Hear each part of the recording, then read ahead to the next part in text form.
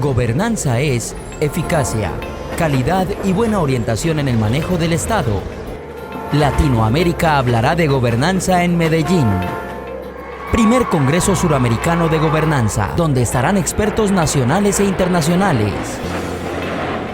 JJ Rendón, Mauricio Liscano, Luis Duque, David Ross, José Zambrano, Norman Correa, Carlos Escalante, Daniela Maturana, Antonio Roldán, Mauricio Tobón, Jaime Narváez. Latinoamérica hablará de gobernanza en Medellín.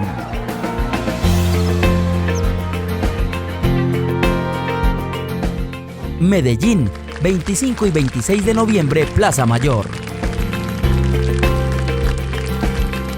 Auspician Congreso de la República, Programa de las Naciones Unidas para el Desarrollo, IDEA, Gobernación de Antioquia, Asamblea de Antioquia, Consejo de Medellín, Buró de Medellín. Apoyan El Tiempo, ADN, Todelar Radio, Publicaciones Semana, Caracol Radio. Inscripciones www.gobernamed.org, PBX 540-8411. Medellín, Gobernanza para el Mundo.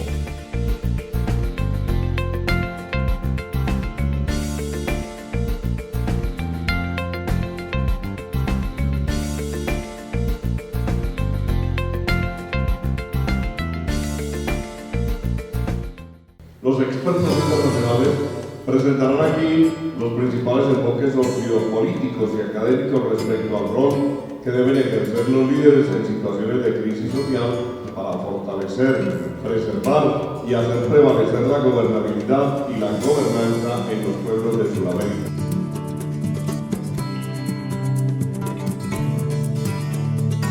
Para mí es motivo de orgullo saber que pensamos y soñamos el primer Congreso Suramericano de Gobernanza de esta magnitud, en donde esperamos 20 expositores nacionales e internacionales, en donde esperamos entre 500 y 600 personas asistentes.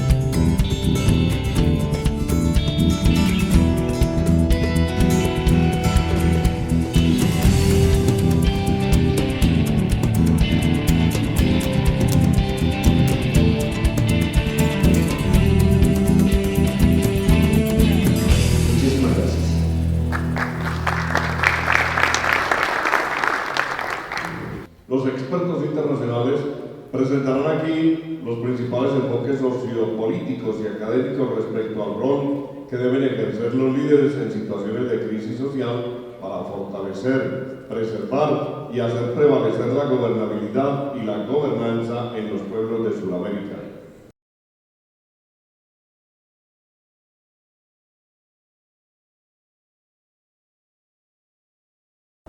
¿Cuál es la pregunta que nosotros vamos a responder en el día de hoy? Es cómo las formas de comunicación política están haciendo un intento por renovarse para establecer un vínculo más eficaz con los ciudadanos.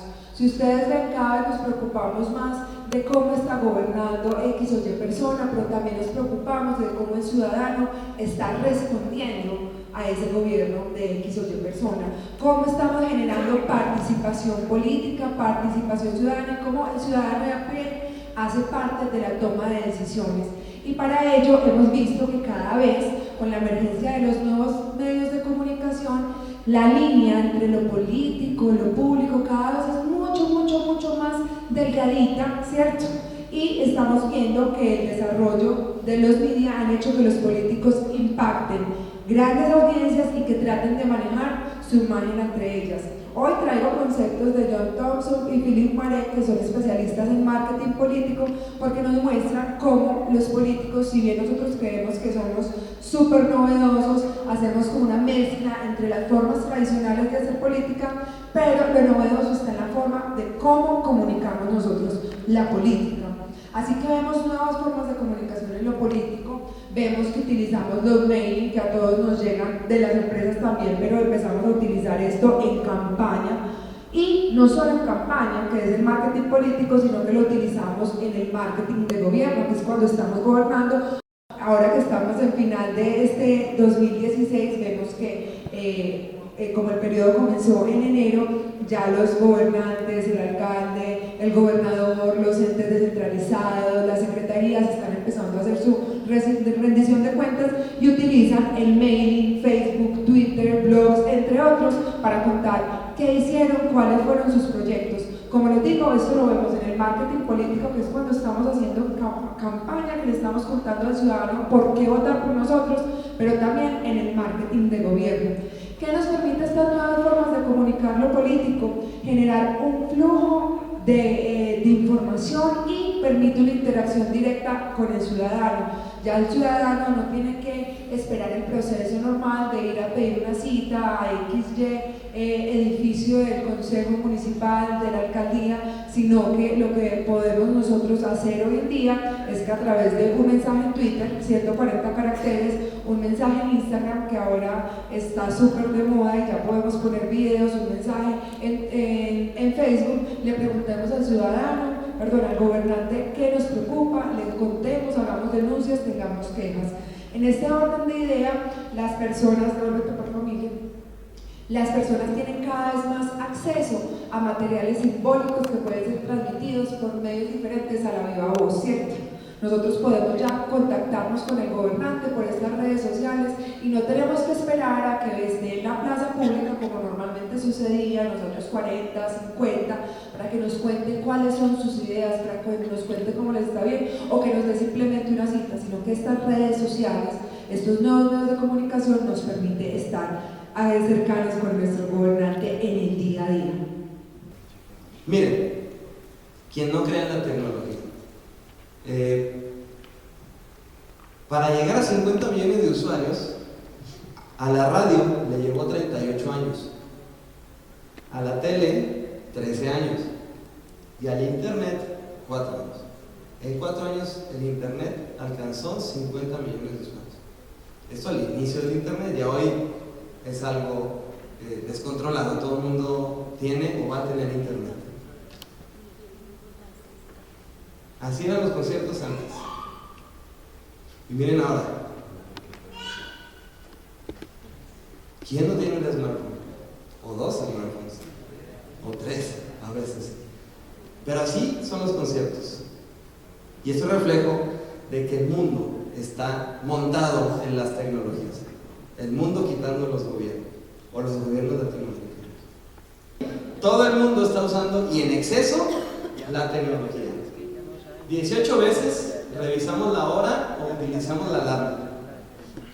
23 interacciones con aplicaciones de mensajería instantánea, el WhatsApp, el Telegram, el Wicker, lo que tengan de mensajería, incluso SMS. 23 veces al día en promedio el ser humano abre la aplicación de mensajería. 12 interacciones para utilizar juegos, 22 para hacer llamadas. Es impresionante que ya más que hablar, mensajeamos. Y díganme si alguno de ustedes habla más que mensajear.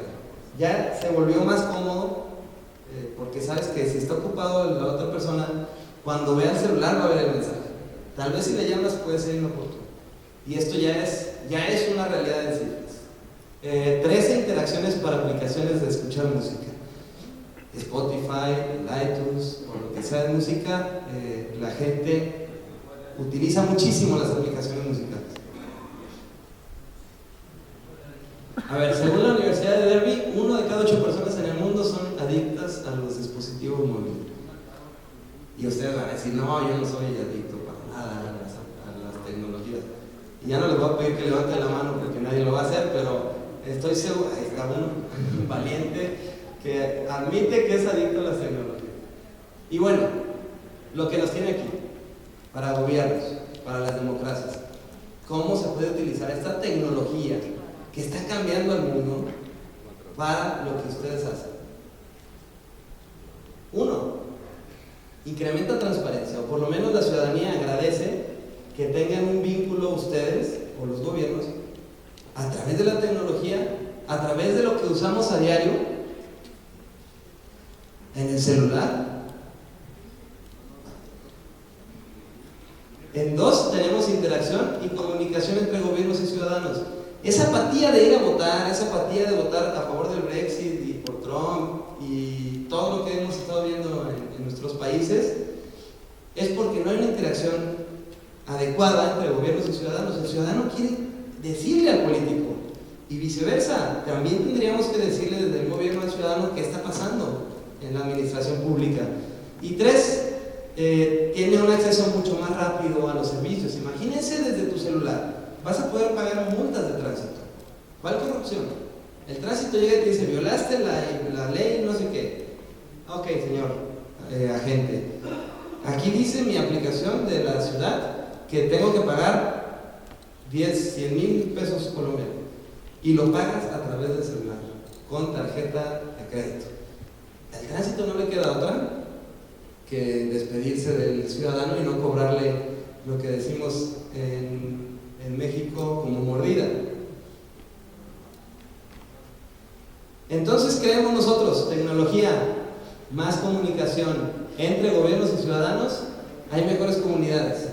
Entonces lo primero que tenemos que cambiar en la comunicación del gobierno es cambiar la comunicación del político, entender que tiene que conocer cada canal de comunicación para saberse comunicar adecuadamente. Hoy por hoy las redes sociales, ya saben, lo acaba de hablar Rodrigo, de la fuerza y el impacto que tiene. Casi todos los países de América Latina la gente tiene Facebook gratis en sus celulares. Entonces tú político te vas a comunicar a una altura y la gente anda en otra. Entonces no te conectas, pierdes la conexión. Y lo que hay que generar justamente es esa conexión entre un político y un ciudadano. El primer consejo que yo le doy entonces a un político cuando va a estar en comunicación es que entienda al ciudadano, que entienda las preocupaciones permanentes del ciudadano. Los políticos que hacen cotidianamente, en la mañana leen el periódico, inmediatamente tienen un desayuno con unos amigos o compañeros o socios o aliados políticos. En la tarde tienen una reunión, políticos. Ya en la nochecita otra reunión con políticos. Entonces se terminan aislando del ciudadano común. Lo primero que se hace es oír. Después que se oye, se analiza qué está diciendo la gente, cómo piensa, qué le quita el sueño, qué hacen, qué no están haciendo. Inmediatamente, cuando se analiza eso, ya se puede definir, podemos tener una estrategia. Podemos tener una estrategia. Cuando definimos la estrategia, inmediatamente vamos a preparar un mensaje para inmediatamente ¿qué? Comunicar ese mensaje. Cuando comunicamos nuestros mensajes, se los comunicamos aquí a ciudadanos de nuestros gobiernos. Y después que nosotros comunicamos, volvemos a investigar para ver si lo que nosotros estamos haciendo en comunicación está impactando o no. Entonces el modelo es muy sencillo. Entonces, ¿qué no se debe hacer? Siempre lo pongo en negativo porque a veces ayuda más. La gente entiende más en funciones de negativo que en positivo. No entiendo por qué el ser humano piensa así. Tú no puedes armar una campaña de comunicación sin una estrategia. Tú no puedes armar una estrategia sin investigación.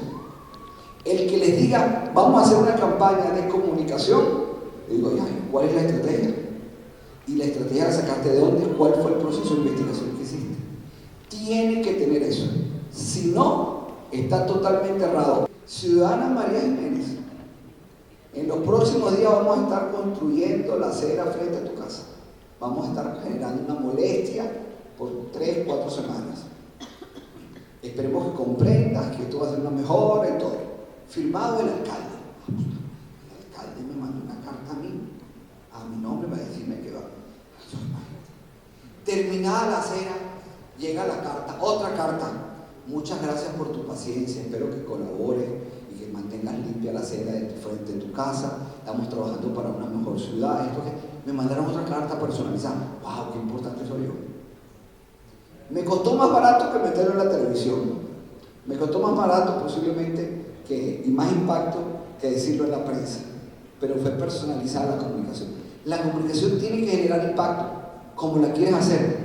Esto es un mecanismo muy sencillo que acabo de decirle yo, pero hay mucho más. Una pasadita por encima sobre las nuevas tecnologías, porque hay otros especialistas que lo pueden explicar mejor, pero para que se den una idea del poder de las redes sociales en los centros metropolitanos como Medellín. Siguiente. Adelante. Facebook es social que más se usa en América Latina. Supera los 1.100 millones de usuarios. A nivel mundial, los 10 países con más usuarios son de este orden: Estados Unidos, India, Indonesia, Brasil, México, Turquía, Reino Unido, Filipinas, Francia y Alemania. Por ahí está, Colombia tiene más de 15 millones, ranking mundial, 15. México, más de 32 millones de usuarios, está en el 5º lugar mundial de usuarios de Facebook. Y así, miren las cifras. Chile, más de 9 millones. Facebook goza de más popularidad, convenciendo casi a la mitad de la población de Chile. Perú, casi 8 millones.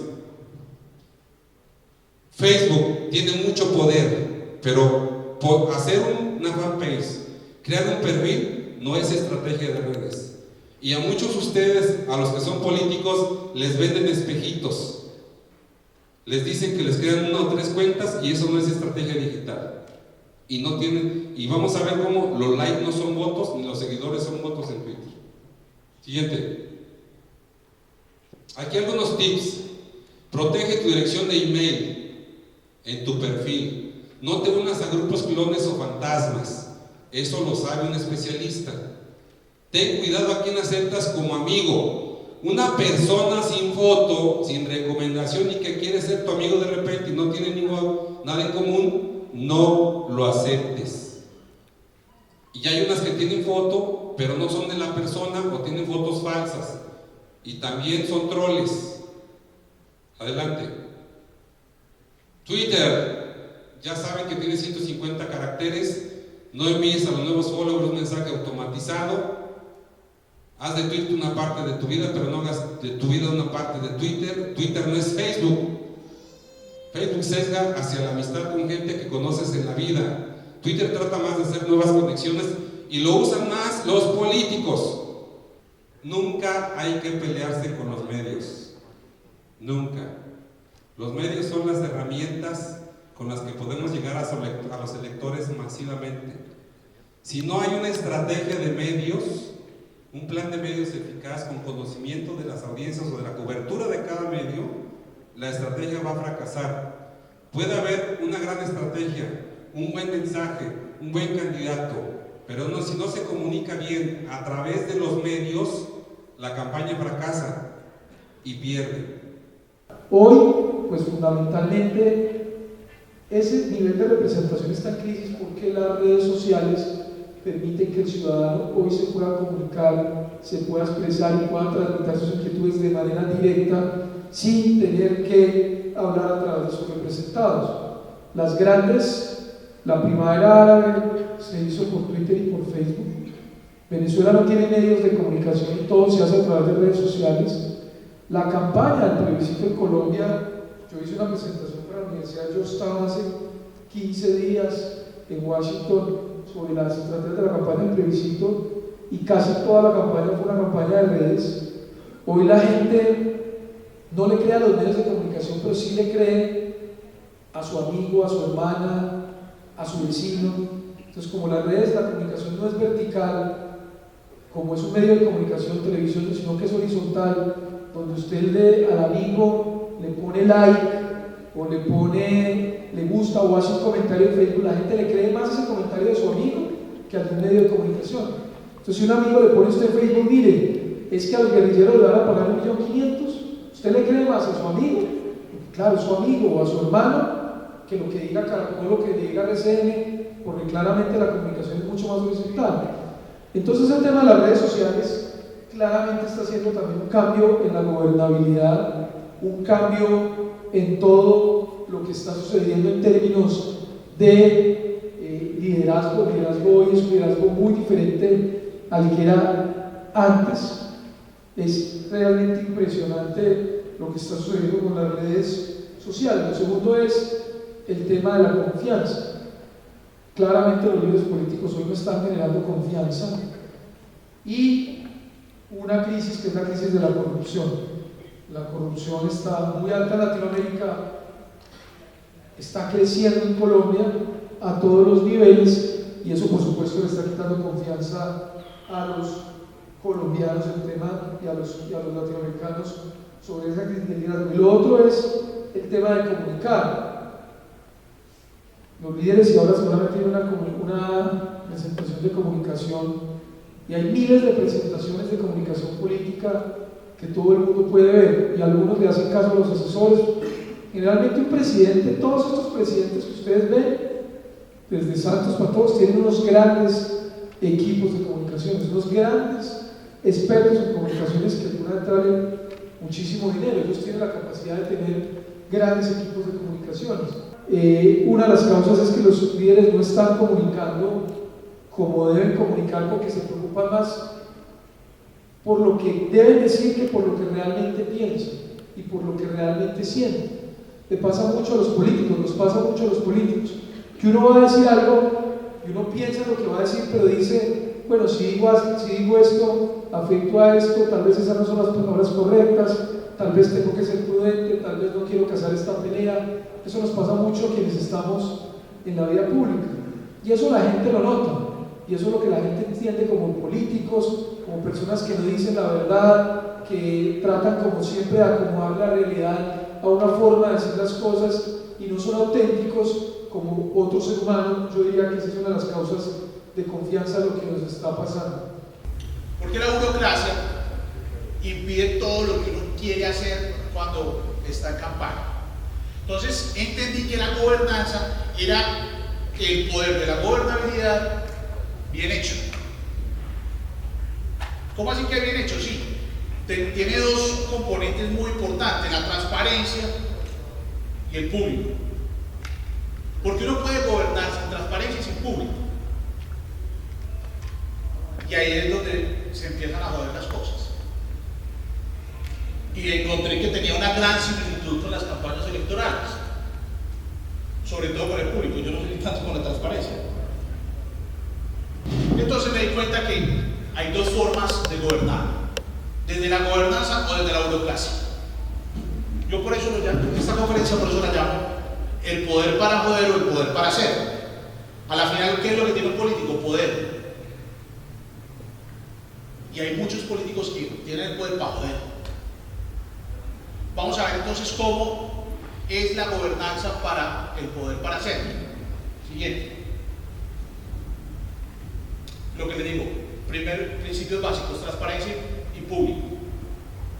Y esa transparencia y público tiene que ver con la comunicación, porque anteriormente lo que se comunicaba se daba como transparente, lo que era visible se daba como transparente, ya no. Lo que no se debate a partir de la comunicación no es transparente. O sea que tenemos un elemento adicional, y es que ¿con quién debatimos? Con el público. Sigamos. Gracias. ¿A qué nos lleva eso? A tener dentro de la gobernanza, fuera de transparencia, fuera de público, comunicación y discusión. Yo soy comunicador social, y a veces los políticos creemos, me considero político porque trabajo todos los días con ellos, creemos que la comunicación es ir a hablar. Unas son las palabras de su alcalde. A medida que el progreso material va superando cada una de las etapas de la evolución de nuestro tiempo, se va sintiendo paralelamente el ascenso moral en el ciclo histórico en que vivimos.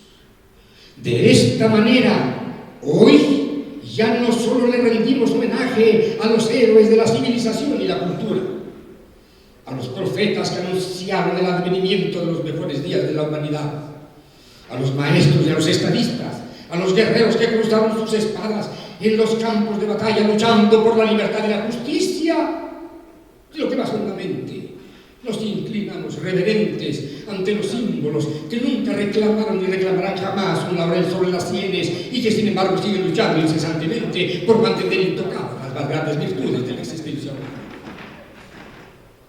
En esta ocasión corresponde la fecha a rendirle un modesto homenaje a mi cónyuge, esa mujer que camina con aquellos que van con los pies hundidos en el fango del arroyo y les dice que son capaces de llevar en el alma un resplandor inextinguible de luceros. Hoy, en su mástico, haremos un gran convivio. ¿Qué dijo? ¿Qué dijo? Que le va a hacer una fiesta de cumple a su vieja. Eso es todo. ¿Para qué tantas palabras y una foto? Es capaz de, en una décima de segundo, platicarnos la trayectoria, la vida de una persona que sí es un líder y que puede ayudar a la comunidad. Concluyó que se puede predecir el éxito de una elección calificando el carisma de los candidatos, el carisma de los candidatos que están contendiendo a través de su fotografía. Está increíble, ¿no? Por fin llegó Todorov a decir que los 1000 locos que venían en sentido contrario en el periférico estaban equivocados. Una campaña, ¿qué es? Ustedes pueden encontrar miles de definiciones en el diccionario, en internet. Una campaña no es más que una sola cosa. Es la oportunidad que tiene una persona de presentarse en sociedad, porque a esa persona la conoce un grupo pequeño, un grupúsculo.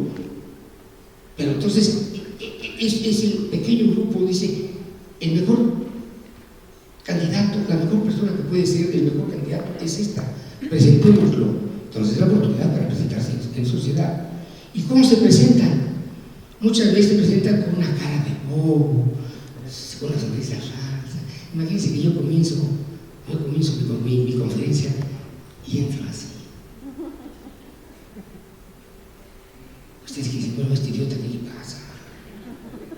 ¿Y qué le dice el fotógrafo al candidato? Sonría. Y el fotógrafo está nervioso. Y el candidato está nervioso que va a tomar una foto y no sabe cómo va a salir.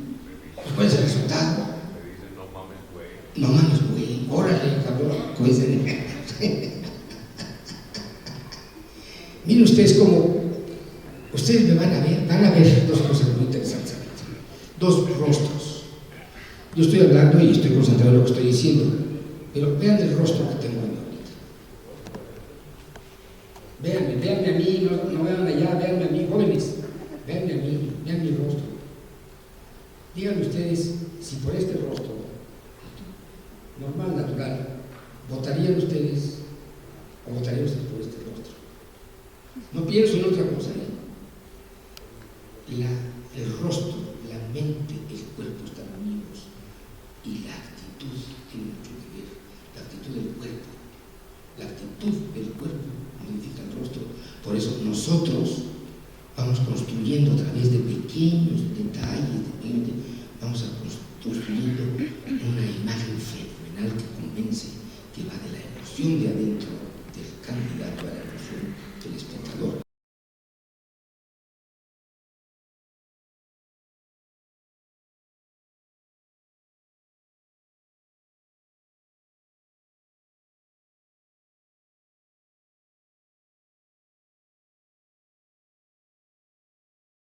Hay que incluir a la comunidad, si no, no son sostenibles esos procesos. Si la comunidad no se incluye, si no se trabaja desde la comunidad, se cambia la administración y se cambian los procesos.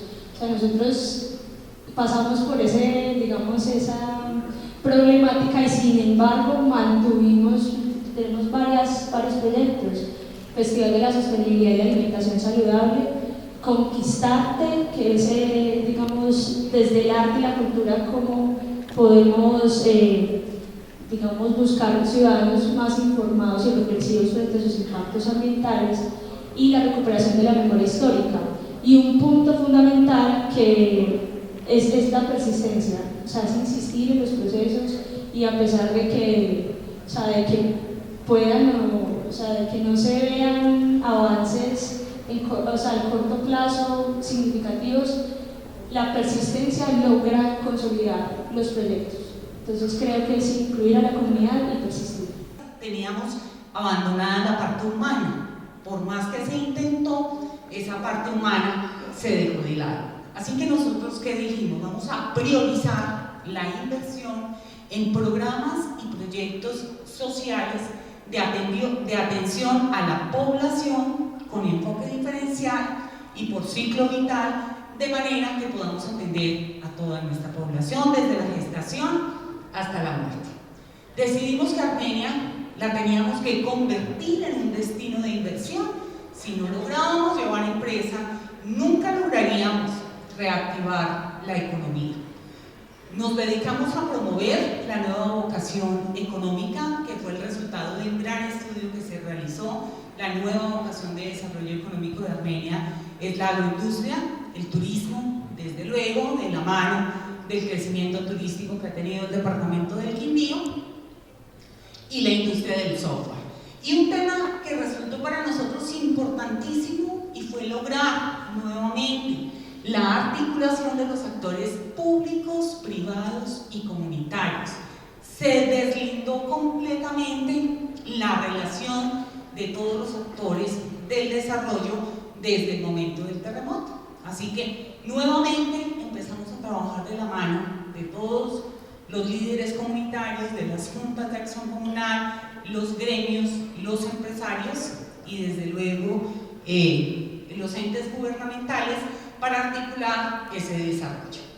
Transformación y desarrollo planteada desde el punto de vista social y económico, que era lo que nos estaba faltando. Programas sociales que tenían que ver en cada uno de los aspectos de la vida misma, en salud, en educación y en desarrollo social, es decir, que pudiéramos atender a la madre desde la gestación, al niño desde la gestación, que trabajáramos programas como Nutriendo Futuro, que lográramos una cobertura universal en salud, que lográramos una cobertura universal en vacunación. Cuando nos íbamos a los barrios veíamos que la infraestructura social de los salones comunales y centros culturales en los barrios estaba completamente deteriorada o simplemente no existía, que no habían escenarios deportivos o estaban en las peores condiciones porque estaban sumidos en el abandono de la inversión. Así que esa planificación urbana con inversiones en infraestructura fue otra de las prioridades que desde luego para poder desarrollarlas echamos mano de diferentes herramientas, porque los recursos de inversión del municipio estaban destinados a los temas sociales. Así que para invertir, por ejemplo, en equipamientos colectivos educativos, se hizo un gran trabajo a través de Ley 21 con contrapartidas por el Ministerio de Educación, pero se hizo una grandísima inversión en infraestructura educativa, de manera tal que Armenia llegó a convertirse en pionera también en jornada única en el país, porque ya teníamos una infraestructura adecuada en construcción de aulas escolares, de restaurantes escolares, que es lo que se requiere para la jornada única, y de baterías sanitarias.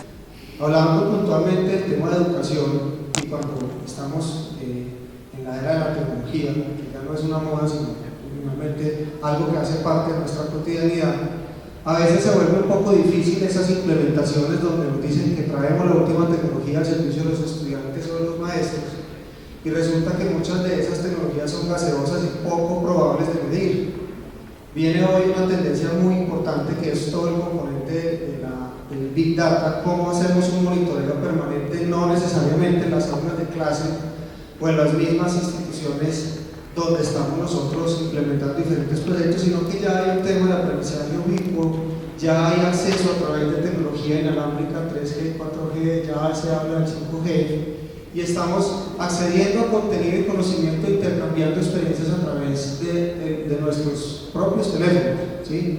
La tendencia de empezar nosotros a hacer los reportes de las acciones, sobre todo en proyectos educativos en el gobierno, de ir, tomar asistencias, de llenar encuestas al final de cualquier proceso educativo, digamos que es algo que pasa a otro plano y que es importante que empecemos a pensar cómo podemos aprovechar las tecnologías existentes para hacer una medición y un seguimiento del comportamiento de los sujetos, en este caso las personas, los niños y maestros que acompañan todos nuestros ecosistemas educativos.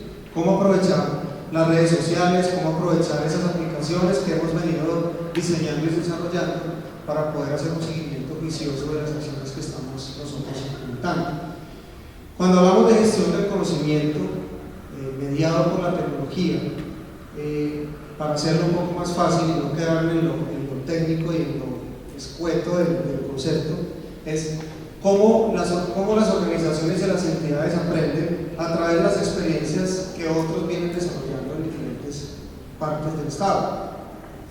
Nosotros en el departamento de Antioquia, en el municipio de Medellín y a nivel del territorio nacional, cuando empezamos a mirar otras estrategias de orden central y demás, encontramos que las regiones a veces se desconectan. Resulta que podemos encontrar en Valledupar, en Nariño, en cualquiera de los otros departamentos o municipios del país experiencias interesantes en la enseñanza de matemáticas, de inglés, de temas de formación ciudadana, y a veces antes, digamos, no teníamos la posibilidad de poder dar a conocer ese tipo de iniciativas en otra región. No sé si todos conocen los programas que tiene hoy MINTIC para poder hacer difusión de todas sus estrategias a nivel nacional.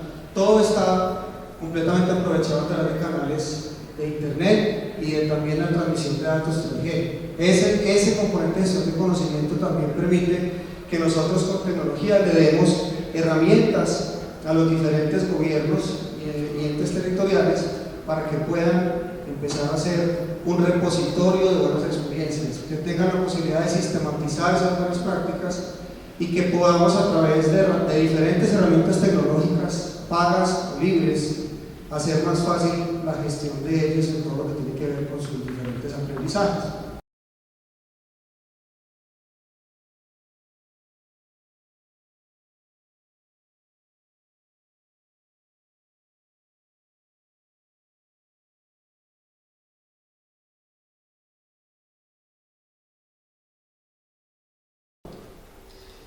Como hablamos de que los elementos detonantes del medio ambiente, que hay que ser muy responsables en eso, o sea, cuidar el árbol, amarrarse al árbol, sí es importante y hace parte de una conducta ambiental, pero como estamos hablando de gobernanza y estamos hablando de gobernabilidad, pues tenemos que entender que si esos elementos que deterioran el medio ambiente, yo no puedo ir a ordenar el páramo de Sonsón y recuperar el páramo de Sonsón con 100.000 personas allá que no tienen energía, que no tienen agua y que no tienen educación.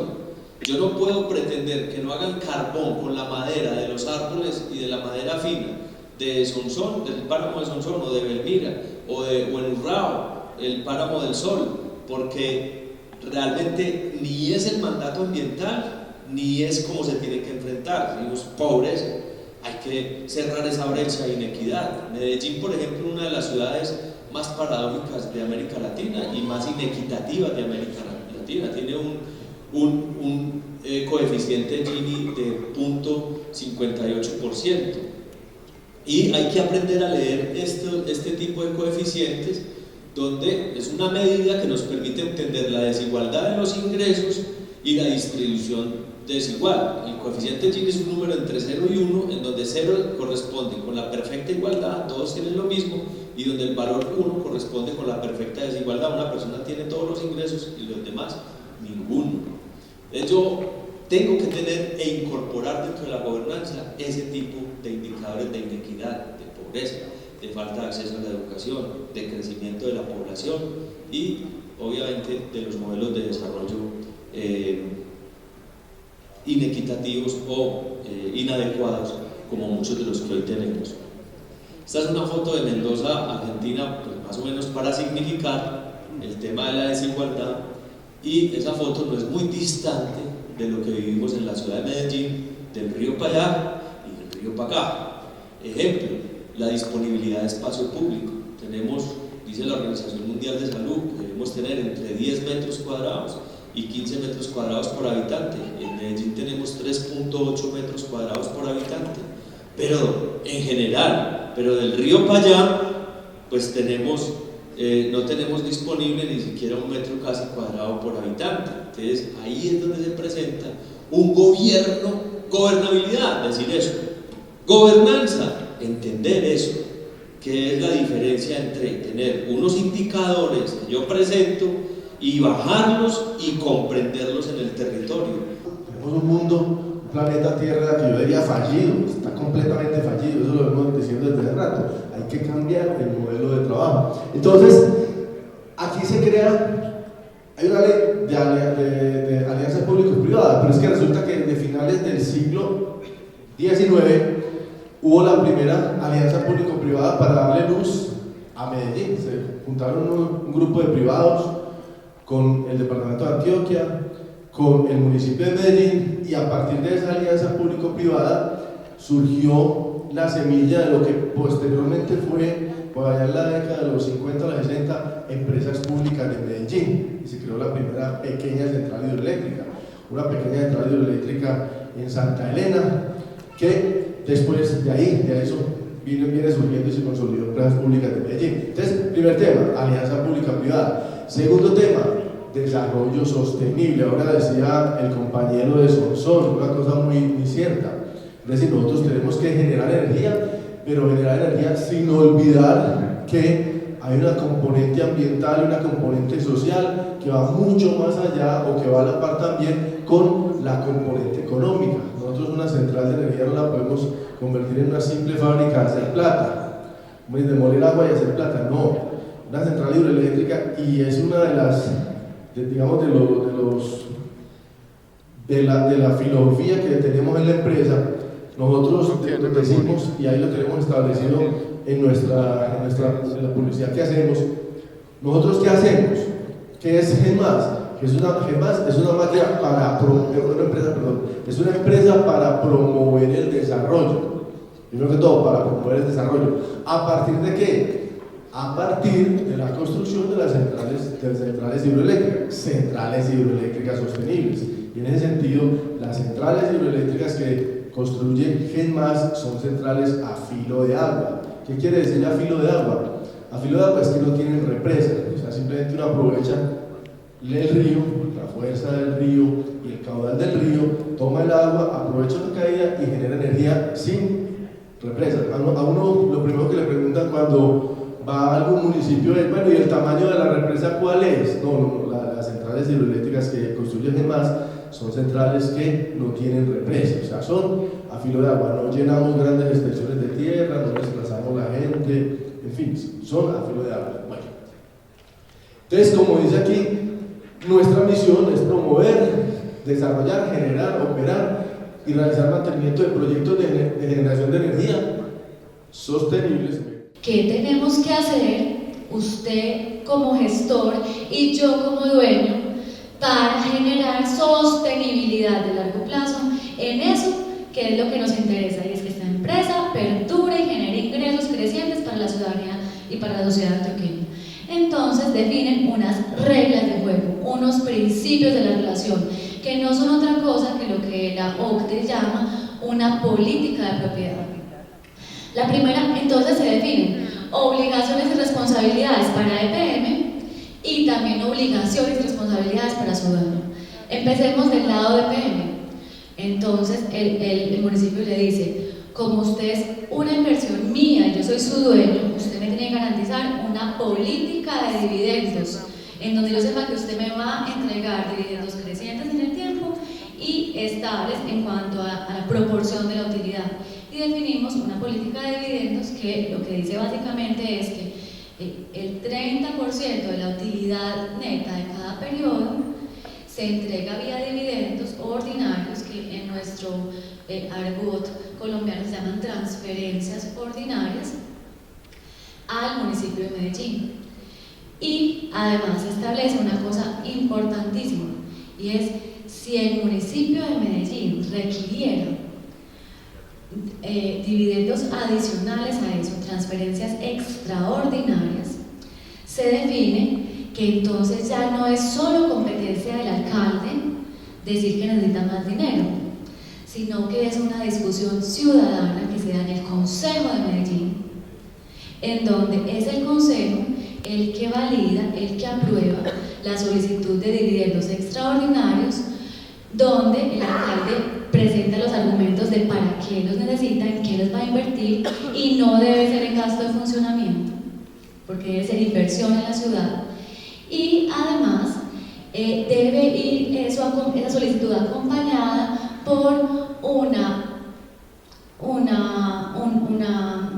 digamos, validación de EPM respecto a que esa entrega extraordinaria no va a ser inviable económicamente la compañía. Otro de los acuerdos que tenemos allí es que EPM debe hacer un esfuerzo adicional a cualquier empresa en términos de la comunicación y la transparencia de su gestión empresarial. Entonces nosotros, por ejemplo, a pesar de que la ley no nos exige que tengamos asambleas de accionistas como lo hacen las sociedades comerciales colombianas, nosotros tenemos ejercicios de rendición de cuentas con la ciudadanía anuales tipo asamblea de accionistas. Tipo asamblea de accionistas. También tenemos una práctica muy importante en la que la alcaldía nos dice: yo le doy independencia de autonomía en ese convenio, yo le doy independencia de autonomía, pero usted tiene que garantizarme absoluta transparencia y probidad en la contratación de bienes y servicios y en la selección del personal. La gente que usted escoja debe ser gente que es escogida de manera transparente, pública, viendo temas de pertinencia e idoneidad, y que me garantiza que es el mejor talento allí administrando mi principal recurso empresarial. Cuando surge un problema social, hay unos actores propios del problema y otros invitados, y otros que, aunque no siendo invitados, participan, digamos, de la discusión. Entonces vienen allí los actores propios de una situación de vivienda, de medio ambiente, de seguridad, de movilidad. Colóquenlo donde ustedes quieran. Aparecen los partidos y los movimientos políticos, aparecen los sindicatos, los gremios, las organizaciones sociales, y allí se gesta una discusión percepcional, diría incluso casi que hasta ideológica, ¿no es cierto? Pero el problema, para poder tramitarlo, tiene que migrar a un punto 2, y ese punto 2 es donde el problema deja de ser problema y se convierte en tema. ¿Cómo así que un problema deja de ser problema y se convierte en tema? Pongan ustedes cualquier barrio de la ciudad y, por ejemplo, el tema de la conexión de energía. Es que muchos del barrio Santo Domingo, o del barrio Paraíso, o de las Independencias, el que ustedes quieran. Muchas gracias. Tengo que ir más rápido porque me falta poco tiempo. Ese suceso de la falta de energía puede estar expresado en una situación de cierre de una vía por no acceder a la conexión de energía, y la gente puede manifestar que muchos del barrio no tienen energía. Cuando el problema se convierte en tema, cuando nos dicen con exactitud que son 15 casas donde viven 17 familias y que en esas 17 familias hay 83 personas.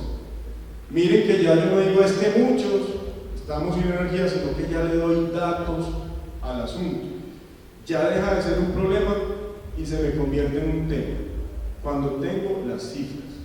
Para tomar decisiones necesitamos datos, necesitamos cifras. Una vez paso de la situación problemática a convertirla en tema, ya puedo empezar a negociar, ¿no es cierto? Y vienen unos sistemas de carga y contracarga, de peso y contrapeso en la negociación. Se surte la negociación y el asunto pasa ya a una respuesta del gobierno. Y cuando ya es una respuesta del gobierno, ya es un tema de agenda pública. Algo que inició como una percepción problemática se convierte en tema cuando tengo los datos y las cifras. Y luego migra a una condición de agenda pública, tema de agenda pública, porque ya tengo respuesta por parte del gobierno. Es básicamente las herramientas que usan los estrategas políticos, encuestas, grupos focales, enmarcarlas en un estudio que entienda bien las tendencias estructurales, dónde estamos parados, qué está sucediendo en el país, en qué momento histórico estamos viviendo. Dos, que entienda cuáles son los actores estratégicos que tienen influencia directa en el proceso sociopolítico y económico, por supuesto. Tres, identificar las variables críticas. Los gobiernos llegan con un plan de gobierno, un plan de desarrollo de 300 páginas y francamente esas se pueden resumir en pocas decisiones críticas. Y las decisiones críticas son aquellas que nos llevan a futuros muy distintos. Cuarto, es claramente tiene que ser un análisis muy robusto y consistente. He visto muchos ejercicios de escenarios que cuando están mal hechos llevan a malas conclusiones. Se necesita mucho rigor metodológico, pero eso por razones obvias no entro ahora. Y quinto, se necesita valorar bien los tiempos políticos. Hay momentos en que los políticos están escuchando y negociando, y hay momentos en que los políticos ya han tomado una decisión y ya están entrando a la batalla política. Con estos escenarios, pues hay que llegar en el momento en que están escuchando y tomando decisiones. Nosotros claramente llegamos tarde en el caso de Bolivia. Adelante. Aquí en Colombia, ustedes no solo tienen unos expertos en prospectiva y una escuela de prospectiva muy fuerte, sino además tienen un ejercicio que se hizo hace exactamente 19 años, que sigue siendo de una tremenda actualidad. Los he revisado para venir acá y tengo los videos para compartir con los que quieran verlos o darles la dirección en YouTube. Ahí se hicieron 4 escenarios de la misma forma que se hicieron los escenarios de Sudáfrica y con el mismo experto, Adam Cajén. Fue en 1997, se llamó Destino Colombia. 43 líderes representativos de la diversidad del país se reunieron en 3 talleres de 14 días cada uno a lo largo de 4 meses aquí en el departamento de Antioquia para pensar el futuro de Colombia. Y llegaron a 4 escenarios, adelante por favor. Y llegaron a 4 escenarios que si uno los revisa ahora y ve los videos, pues puede preguntarse en qué estamos y hacia dónde estamos yendo, qué decisiones críticas está tomando el país ahora y hacia cuál de estos escenarios nos va a empujar lo que hagan los actores ahora. Hay un escenario, el amanecerá y veremos, que es básicamente decir, nos recostamos. Este es el avestruz. ¿Ves? Acá no hay nada que hacer, no hay espacio para las negociaciones, no hay espacio para la paz. Acá son los actores armados los que ponen la agenda, o los actores políticos que les impiden a los actores armados dejar las armas. Hay un escenario de más vale pájaro en mano, decir, bueno, esto es, y es la paz, para ponerlo en un modo, a cualquier precio. Hay un escenario de todos a marchar, que es, hay que ponerse firmes y duros, y acá los derechos humanos pasan a un segundo plano por la agenda de la seguridad. Y hay un escenario, el cuarto, que es la unión hacia la fuerza, que parte de construir la paz a partir de una renovación del sistema político, de una participación de la sociedad y de una apuesta deliberada por la paz. Los invito a que vean estos escenarios, los revisen y que piensen la coyuntura actual desde esta perspectiva.